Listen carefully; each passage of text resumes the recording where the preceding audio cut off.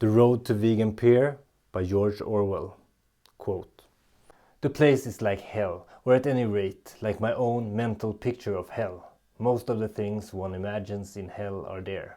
Heat, noise, confusion, darkness, foul air, and above all, unbearably cramped space." Reading about the working conditions of the miners made me sick.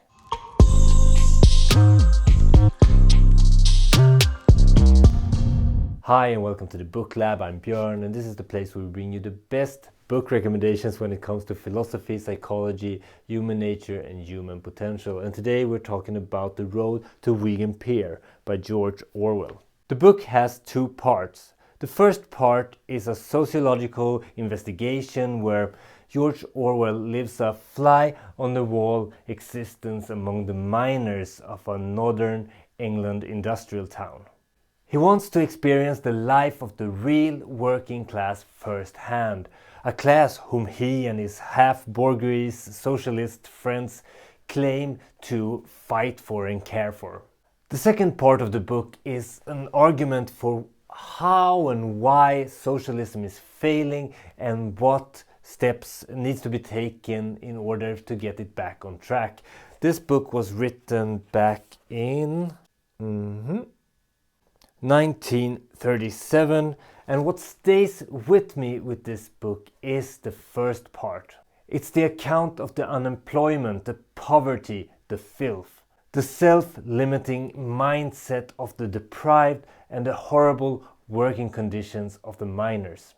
But also George Orwell's honest and sober and often beautifully worded observations. How disconnected is not my life. I'm working as a video game developer from the miner of the industrial era. Me with my Xbox dev kit on my adjustable standing desk and my access to cafe lattes at the touch of a button. Not to mention the free massage. We need massage, right? Because sitting at the desk all day is hard on your body. It's insane how privileged we are. When you hear about these miners' life, it's like I had trouble sleeping hearing some of the stories about just how they got to work and the terrible, terrible conditions in which they worked. Why can't the bourgeois see themselves as equals to the working class? Orwell asks himself these questions and he concludes, "The lower class smells. It's queer how seldom this is admitted."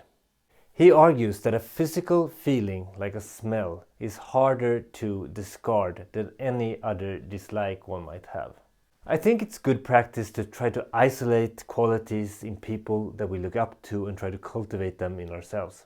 I admire Orwell's willingness to immerse himself fully into the working class in order to understand these questions that he has about the relationship between class and society, and he also stays open-minded. He is not just trying to enforce the views that he already has. He has an open mind, he's present, and he takes things in and he changes his opinion accordingly. And that's a trait that I want to adopt myself. I don't know exactly how to cultivate it, but that's my ambition and intent. When I think back to this year of reading, the picture of the miner who is walking leaned over in a cramped space towards his designated spot for the day to start his work, that's a picture that lingers with me in my mind. I found this book so powerful and humbling. It was a catalyst for personal reflection for me.